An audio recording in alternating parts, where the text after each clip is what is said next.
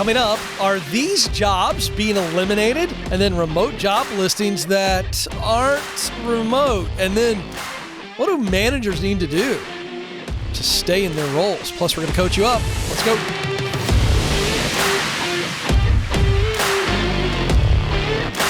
All right, folks, welcome to the Ken Coleman Show, where we coach you up to get the competitive edge. Because you are in a competition. That edge is going to allow you to make more money and make more impact in your work. Now we're talking true fulfillment.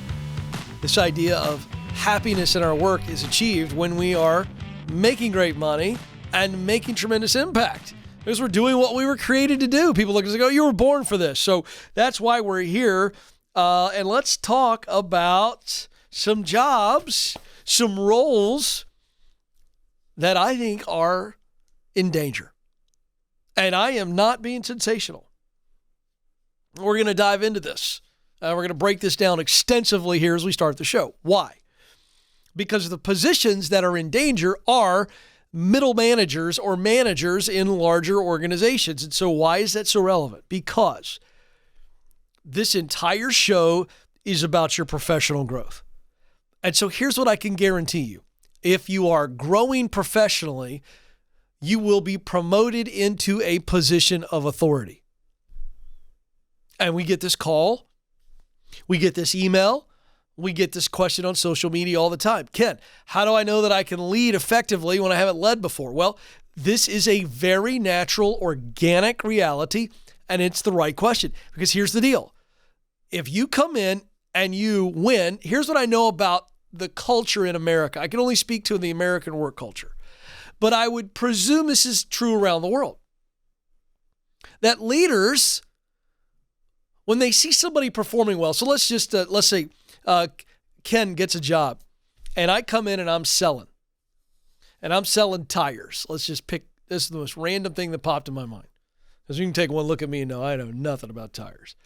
Let's say I'm selling tires. I come in and I do a good job. And I do a good job long enough to where leadership starts to realize, well, Ken is a top performer. He's selling more tires than everybody else.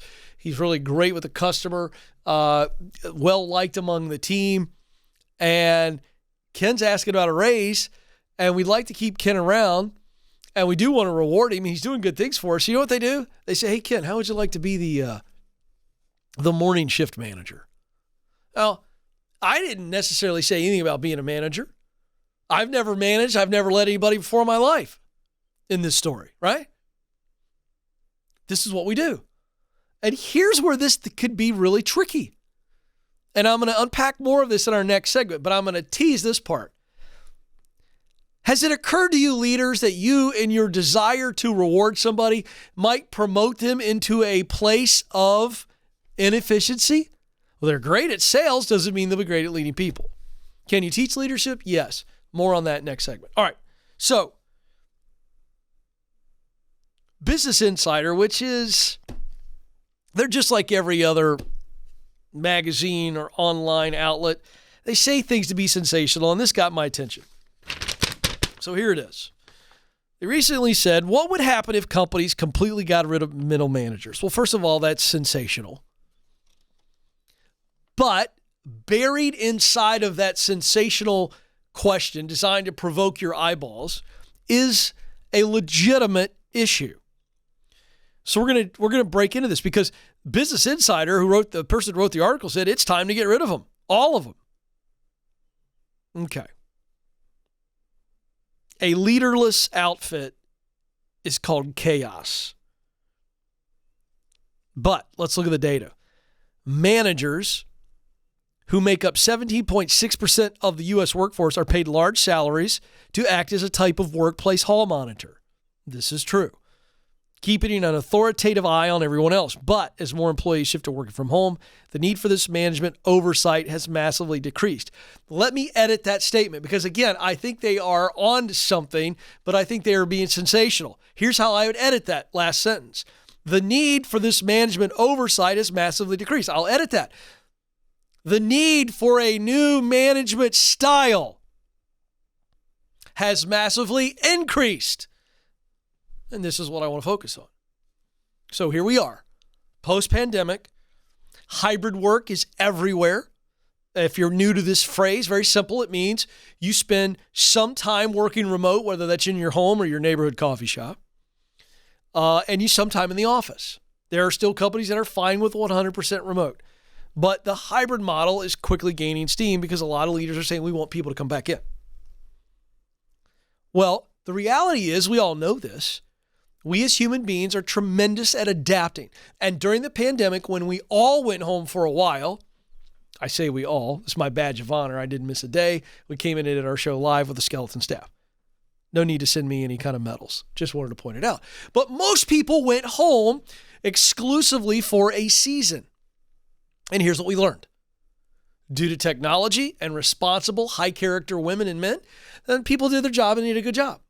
So the idea of the manager seeing you every day or seeing you in the hallway, and I'm not making a statement here, I'm just pointing out facts, it wasn't as necessary as it had previously been. This is a fact.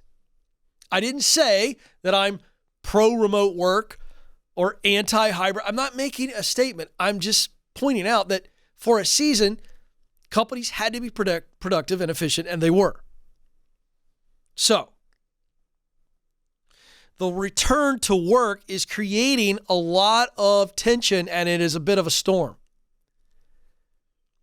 And where I think Business Insider is in on this is there is a trend for some companies to go, you know what, look, we've paid this person largely to be a hall monitor. And when we went to the remote work, we realized we didn't need them to interact the way that they used to interact. And now people coming back into the office, they don't need all this minding of the store. And I've called this nannyship, not leadership. So this is the setup, the problem. So leaders, those of you who work for leaders and you're not happy with it, let me break this down. There does need to be a course correction in the style of managing or leadership. And I believe it needs to go from manager to coach. And let me break down the difference. I think there's 3 distinct differences between a manager and a coach. Watch. Number 1, the manager monitors people. I remember we had 3 kids under the age of 3. We would go to our next door neighbors, Alex, to have a cocktail every once in a while because quite frankly, we needed one. And we had monitors in all the kids' rooms, and I had my little remote control. We could see what was going on. People don't need that. They don't need their manager spying on them. So the manager monitors, the coach observes. The coach sits back and observes. How are they doing that fundamental play there? Are they running their play the right way? They're observing and then instructing. The manager criticizes, the coach encourages. See, the coach goes, hey, you didn't get that right? It's okay. Because a coach realizes the person's disappointed when they make a mistake anyway. They go, hey, it's all right, kid. Here's how you do it. And they smack them on the back. Or back in my day, you got to smack on the rear end. Get back in there, Coleman. You're fine. Get your head up. Next play. That's a coach. That's encouragement. Finally, the manager controls. The coach instructs. See, the manager's trying to steer you and coach you. The manager's trying to steer you and like hold on to everything. And the coach goes, hey, I told you how to do it. I believe you can do it. Now go do it. Here's the deal. People want to be trusted, not tracked. Oh, that's good. Somebody should write that down. Let me just tell you that I don't say what I say to open up the show every day just to come up with something cool to say because I think I'm cool. Because I got 3 teenagers. Let me tell you what I'm aware of. I'm not cool. I am under no illusion that I resemble anything wildly close to cool because my kids roll their eyes at me like I could just walk out of the room and not say anything, Alex, and my very existence creates an eye roll. You've been there. Teenagers, God bless them. The cure to pride and arrogance is a teenager. Because if you're arrogant and you think you're something special, just parent a teen, and they'll put you in your place very quickly. But the reason I talk about competition is because you are in a competition against the you of yesterday. Watch this. It's very important. You are in competition against the you of yesterday. I don't want you in comparison. Comparison's a cancer. It'll kill you. It'll turn you into a groveling, sniveling mess. But competing against the you of yesterday is going to create tremendous maturity and grit and growth. I promise you that. And then let's be very clear. We live in a soft society. I'm a child of the 80s. where you didn't get a participation ribbon when I played sports growing up. The only people who got trophies were the people who won. I don't know what's happened to us. Well, we don't want the kids' feelings to be hurt. I do. I remember when this insidious movement happened. It was early 90s, 1992. I'm a freshman at Liberty University. This is a rant, by the way, in case anybody hasn't figured it out. I'm going somewhere with this. 1992. And I'm working at the YMCA trying to make a little extra money so I can take a couple ladies out every once in a while, right? And so I go to the YMCA and I sign up to be a soccer coach, played soccer my whole life, know the game, love coaching. And so I get that nobody wanted to coach the 5 and 6 year olds. So the leader of the community said to me, he said, "Hey, Ken, are you willing to coach the little ones, the kindergarten, first graders?" I said, "Yeah, I'll coach them." And they're not a great group to coach because it's just this. It's like gang ball. They just all follow the ball. So, I mean, it's really not soccer. But I thought, you know what? I'm up for a challenge. And so I took that. So one of the things they told us in the coaches meeting, I'll never forget. I show up on a night, Alex, and we're sitting down with all the coaches. And the guy goes, "All right, guys, gals, thanks for coaching. Appreciate you, blah, blah, blah. Listen, we don't have a lot of rules, but here's the deal. This is youth soccer. And one of the things we just decided to do, this is 1992. One of the things we've decided to do is we're not going to keep score this year for these little ones." And I'm like, "I'm sorry?" I mean, Alex, my body language was just going, and I started raising my hand. I said, "Hey, can you explain why?" Because he just rolled right through that. Well, listen, we just want them to start to fall in love with the game, want them to learn the game, all the stuff about the game, and we don't want to feel there. And I'm going, how is it a game if we don't have score? Have you ever played a game where somebody didn't win? It's ludicrous. It's nuts. So you know what I did, folks? First game, we lost. Got drubbed. 5-6-0, I think it was. So I get down on my knees. I got these little kids around me, and I'm like, "Listen, guys, really proud of you. Coach is really proud of you. Hey, we lost today. We lost 6-0. I told them, and they received it like normal human beings. They were like this. A couple of them were looking at the sky. One kid had his finger in his nose. 2 or 3 of them looking at me, and they're kind of like, "Oh, man, we lost. Hey, but I'm proud of you, and we're going to get better, and we're going to win next week. And we're going to keep playing hard until we win." Why? Why does it matter? Because people need to understand that you are in a competition the rest of your freaking life, competing against the you of yesterday and competing against coworkers who are after the same promotion you are. Doesn't mean it has to be ugly or backbiting or gossipy, but it's just real. And you're competing against people from the outside who are wanting to come in and get that promotion. So your best life includes you beating the competition. All right. There's my rant. Now, I want to stay on this issue of managers because this is all tied into if I'm going to get promoted, which is stage 5 of the 7 stages that I wrote about from Paycheck to Purpose. Stage 1 is get clear on what it is I want to do or the mountain I want to climb. Stage 2 is I got to get qualified to climb. Stage 3 is I get connected for opportunities to come to me and knock on my door. Eventually, I take one of them. That's stage 4, get started. Now, once I've started, I'm on the ladder, and now stage 5 is I am climbing the ladder. There is no success without progress, and with progress, I am going to be promoted. And many times, if not every time, I'm at some point going to get promoted into a place of influence, otherwise known as leadership. So, I want to stay on this. Harvard Business Review did an analysis on managers, and there was an average of 1 manager per 4.7 workers in America. I think that's preposterous. 1 manager for every 4.5 workers. Now, they point this out because the case is being made there's too many managers. Alex, I feel like out there in the land of people listening and watching, I'm hearing amens reverberate off the mountains when I say there's too many managers. Too many cooks in the kitchen. So one of the things they pointed out is a successful GE, General Electric plant, with 300 technicians and 1 single supervisor as this shining city on a hill of an example of, wait a second, there was a GE plant that had 300 techs doing manual labor, fixing stuff, building stuff, what do you want to call it, and they had one supervisor. They talk about a Swedish bank with 12,000 workers and only 3 levels of hierarchy. Now, I want that. Let that sink in for a second. 12,000 employees and only 3 levels of leadership. It's phenomenal. Why do I point this out? Because in the United States, due to the way we're wired as Americans, I love America. Get your feelings hurt.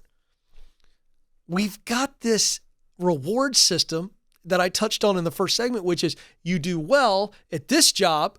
Oh, I'm going to promote you up. And guess what happens many times? Watch this progression. So let's take Linda. And Linda is a great project manager. Why is Linda a great project manager? Well, Linda is very organized. Linda is very self-driven, self-starter. Linda loves communicating with people to the extent that she likes to be the spoke of the wheel, if you will. And Linda's happiest when Linda is presented with a problem that she and several other people have to partner together to solve. Okay? But Linda likes the service side of the role. And she doesn't want to be the decision maker. She wants to be a servant, and she wants to facilitate help and support. Does not want to be the lead dog. Why? Well, she prefers to support decisions, not make decisions. And so Linda does a great job. She's the best project manager in the building. So what do we do in American leadership? Linda's amazing. Let's promote Linda. Well, Linda, just like every other person on the planet, gets flattered when they come to her and they say, Linda, we want to promote you. Linda, just like every other human being on the planet, finds out that they're going to give her a nice pay raise. So Linda goes, I feel good. This raise is good. It's a no-brainer. I've got to do it. But there's a still small voice inside of Linda that goes, you've never wanted to lead. You just like being in a support role. You don't want to lead. There's some stuff about that makes you uncomfortable. It's not playing to your strengths, Linda. But what does Linda do? She's going to say no to a promotion, to a bigger paycheck? So what happens? Let's fast forward. They put Linda in the role. She gets in. She's not in her sweet spot. Not only does it not allow her to use her talents to her best ability, but it drains her emotionally. All of a sudden, Linda's not such a good manager. And we took Linda and took her from a rock star role into a mediocre role. Leaders, think this stuff through. People don't need nannies. All right, let's get to our coaching segment. Alex is going to join us in Underwood, Indiana. Alex, you're on the Ken Coleman Show. Hey, Ken. Happy Tuesday to you. Happy Tuesday to you, sir. What's going on? So the question is how do I be a good employee when I know this isn't where I'd ultimately like to be? Little background. Actually, I'd given you a shout a couple years ago, just kind of a sanity check, make sure I wasn't crazy. But what did I tell you? A couple years. Did we find out that you weren't crazy? I think we found that out. Yes. I'm still crazy, but I guess it's all relative to who you ask. I appreciate that. So what's going on today?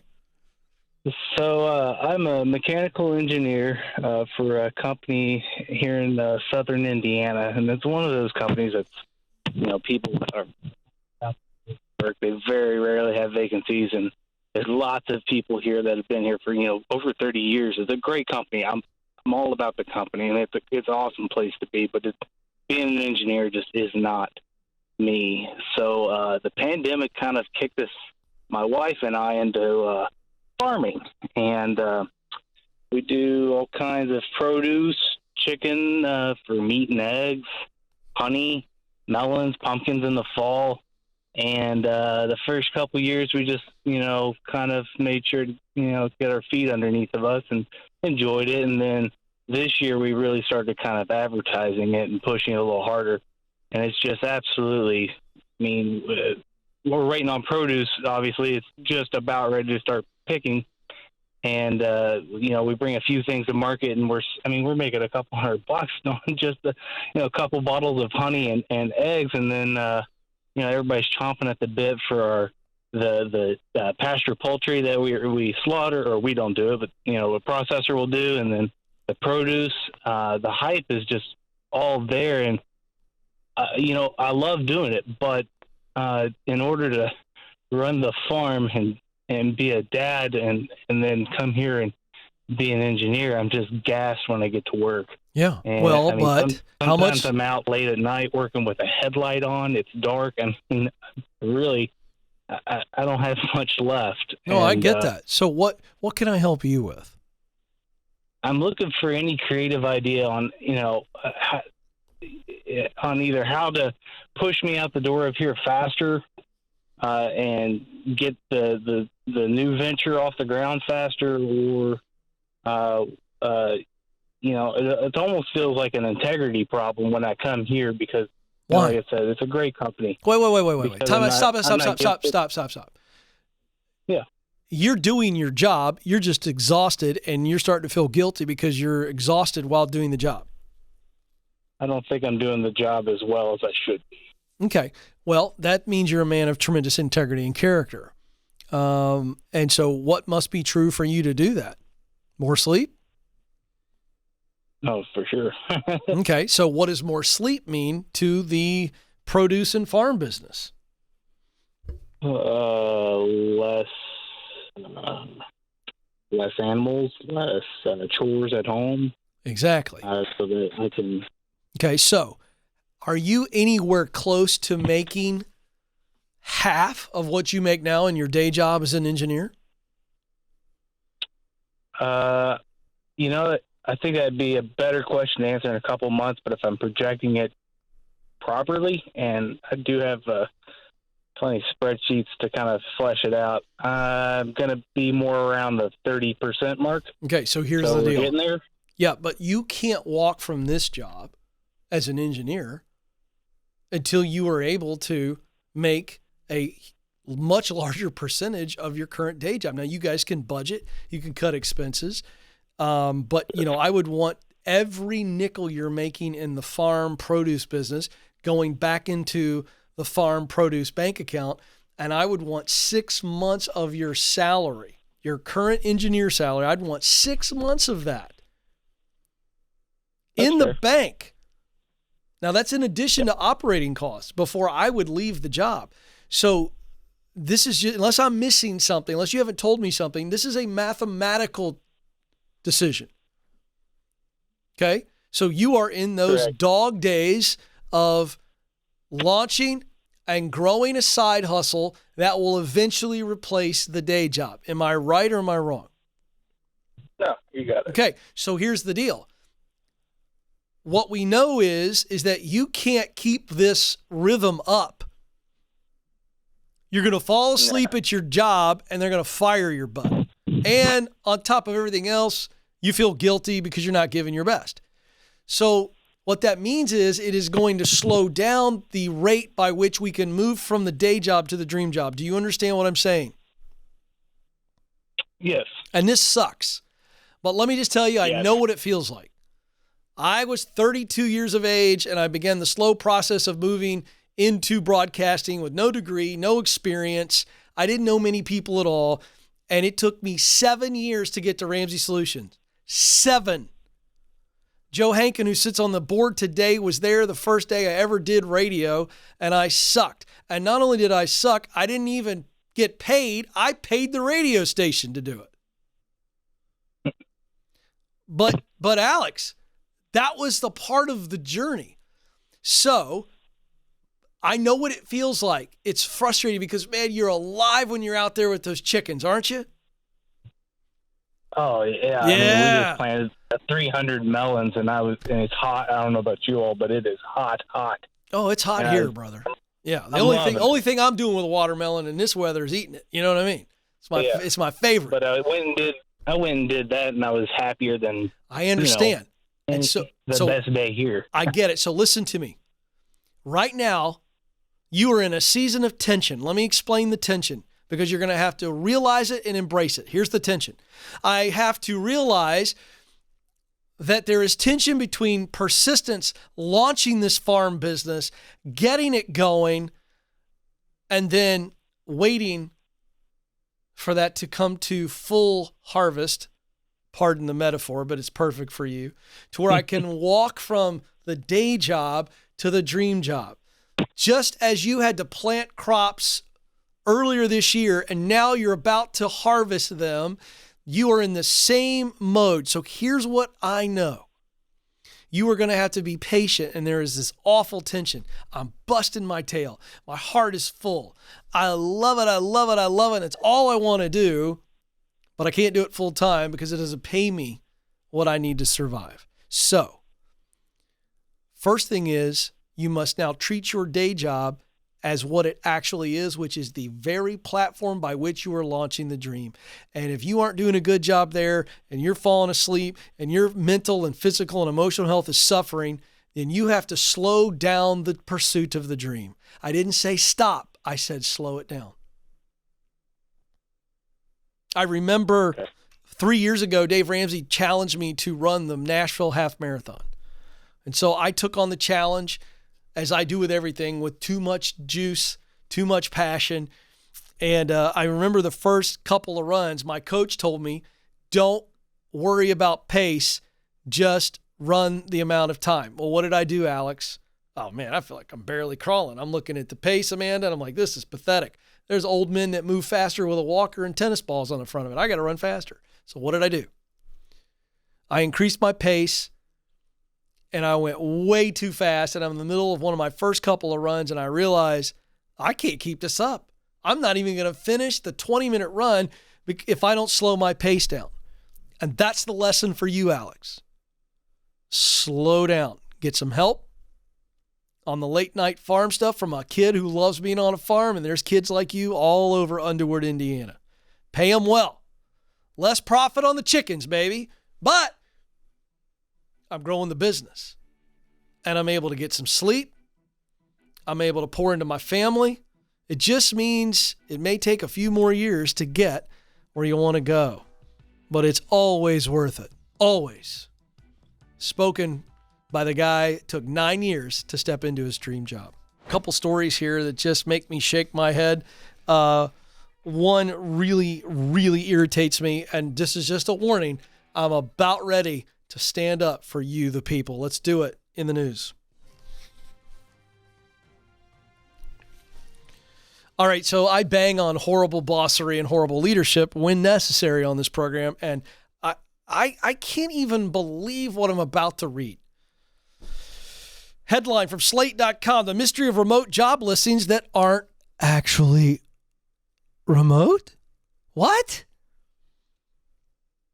Amid the boom in remote working spurred by pandemic closures 2 years ago, job seekers are encountering a frustrating phenomenon. It's not funny. It's not funny. I don't know why I'm laughing. It's so absurd. Jobs advertised as remote when they really aren't. It's become quite common for candidates to see a job posting for a role that claims to be remote. Apply, confirm in the first contact that they're looking for 100% remote work, go through several rounds of interviews only to find out late in the process that the employer actually wants them to come in for 1 or 2 days a week or even more. So it's like, it's kind of remote.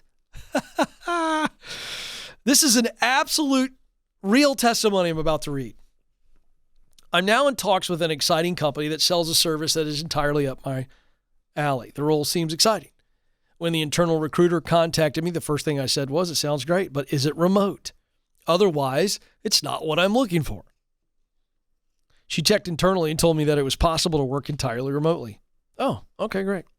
Now I'm about to have my third interview, and the company has hinted that I'd need to be in the office twice a week. I can't see why they would have gone ahead with my application knowing this.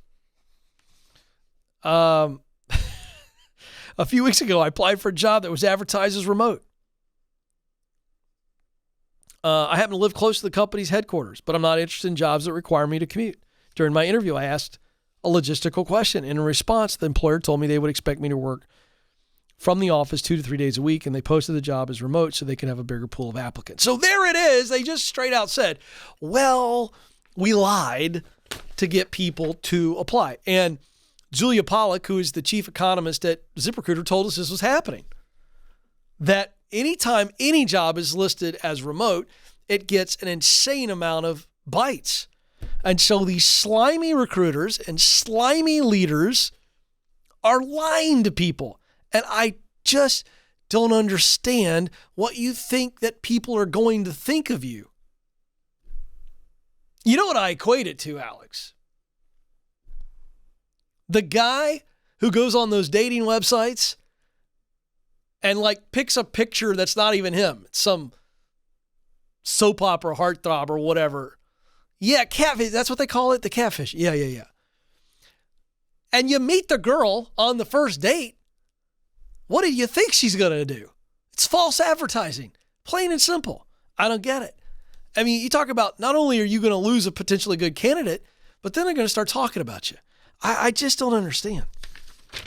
All right, this is fun. On the lighter side of lying leaders, we go to things I didn't think about. One of the challenges that I didn't think about, because again, I wasn't a remote worker, but boy, oh boy, with 3 teenagers and a wife, I feel your pain on this story. The Office Thermostat. Apparently, the return to the office has created tension around the Office Thermostat. We've all been there wearing a winter jacket in the summer due to aggressive air conditioning. Now, let me just say, I have no problem calling out Dave Ramsey on this issue. I have never called him out publicly before. This may be the last time that I do it. It's freezing in this office. I mean, and I like to sleep cold. In fact, I'm the guy, this may be too much information for some of you, who sleeps with his feet outside of the sheet. I like my feet outside. I don't like any covers. Are you that way as well, Alex? Yeah. I need my feet to be cold. So I'm a cold sleeper. I like to be cold. It's so cold in here some days, I have to apologize to people when I shake hands. So here's the deal. Apparently, there is now a middle ground. Here it is. Wall Street Journal and the International Journal of Hygiene found that the optimal range for cognitive and work performance is 71.6 to 75.2. There it is. Let all arguments over the thermostat now be settled. For the many of you who are thinking about changing jobs, you're probably confronting the anxiety around lonely hours in front of the computer, filling out all kinds of resumes and not hearing anything. ZipRecruiter gets that. They don't want you to feel alone or frustrated. Their artificial intelligence does a lot of the work for you. They save you time by sending you jobs that you can apply to with one click. And they're constantly pitching your profile to employers. And when employers go, hey, I'm interested, they get out of the way. They let you apply directly, and you stand out because you're with ZipRecruiter. It's free to you because companies pay for the service because they want Zip to send them talent. That's you. So it's free to use. ZipRecruiter.com/Ken. ZipRecruiter.com/Ken. I don't know why you wouldn't sign up as just another arrow in your quiver. Nidra is up next in Dallas, Texas. Nidra, you're on the Ken Coleman Show. Hello. I am calling because I have a side business that is growing, and I've been able to fund it from my day job. Nice. So I started with the most recent company earlier this month, and on my first day, I realized that the person who had hired me had been promoted, and so that person is no longer going to be my manager, and I have someone new. Oh.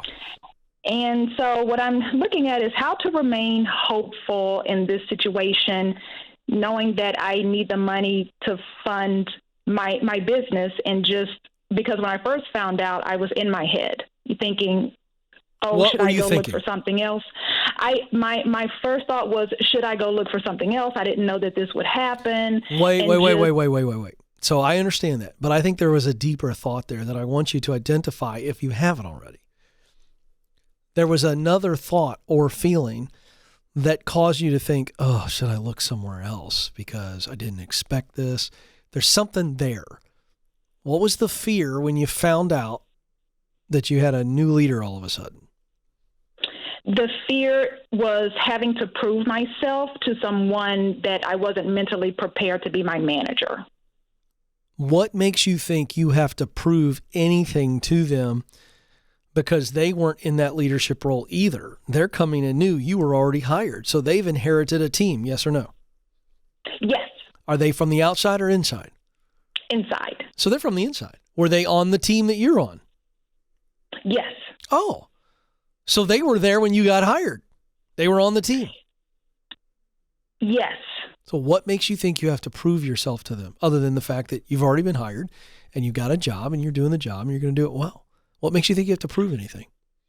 Well, I will say that during the actual interview process, there were questions that I asked the previous hiring manager to make sure that based on what I was looking for, that she would be a really suitable fit.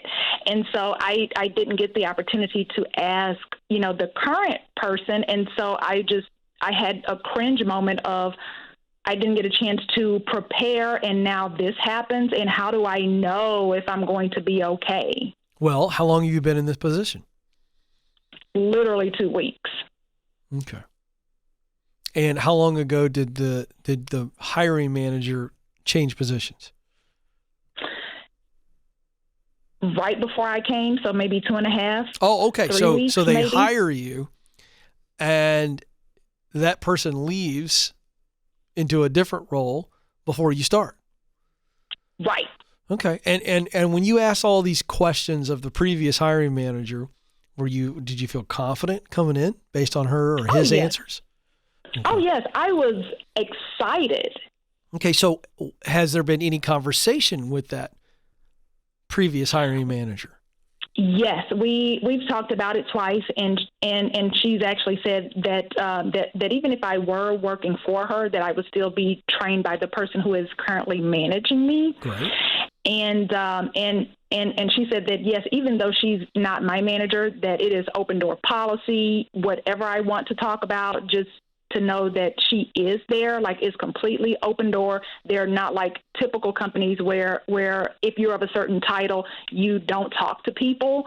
There's this completely open door. They love having open, honest conversation. And I did share how when I heard that she was not going to be my manager, that I literally gasped 3 times. What did she say to that? And she was like, "Oh my God." Like I could tell that she felt bad. And but what did she say to reassure you about your new leader?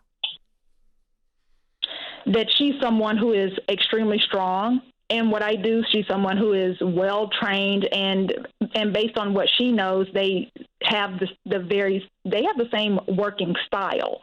And so she does think that she'll be a really good match for me. Great. And then let's shift gears. How do you feel about your ability to do the job now that you've been on for 2 weeks and you've received some training? How confident are you that you can do a really good job in your role? I'm very confident. All right, then. Nidra, what would have to be true for this new leader to come in the office one day and go, I don't think Nidra's a good fit. We're moving on. I didn't hire her. She's out. Are you giggling? Nidra, why are you giggling at that question? Oh, God, because based on what I've gotten from her, I don't see her doing that.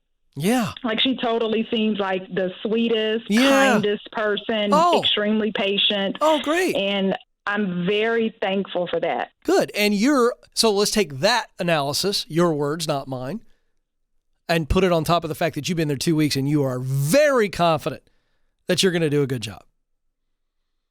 So you are now worried about a monster that is under the bed that you know good and well is not under the bed. But I just looked under the bed and there's no monster, Nidra. So you called me today for some type of reassurance. Or maybe you just needed me to walk you through that. But you are going to have to do something really boneheaded and intentionally ridiculous for this to go south. And I don't see any scenario by which that happens.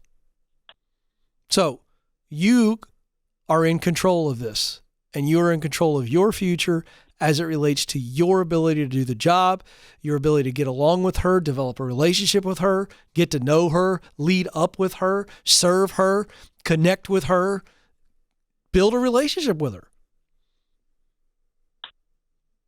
That's all you got to do. And then come in and do a good job. Am I right? Yes, that's it. Is there anything else?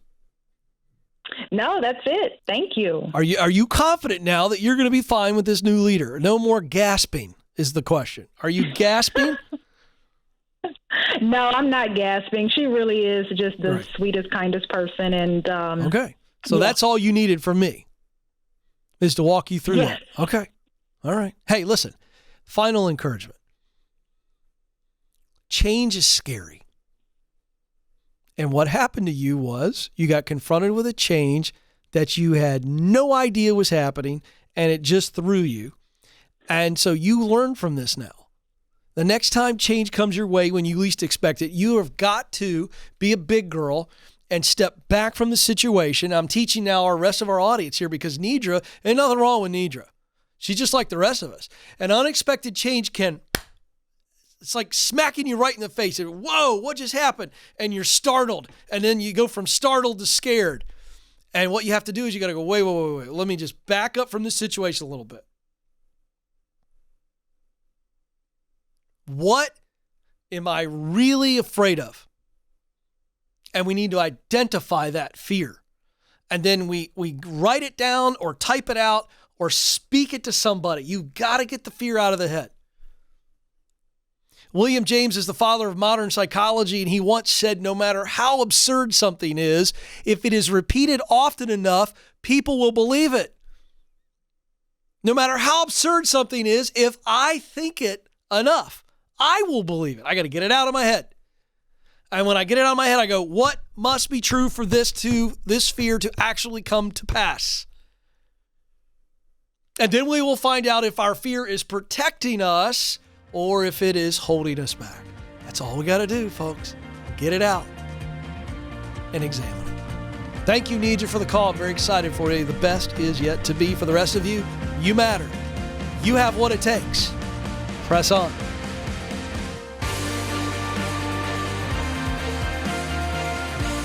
Thanks for listening to The Ken Coleman Show. For more, you can find the show on demand wherever you listen to podcasts and watch the show on YouTube. You can also find Ken across all social media by following @Ken Coleman.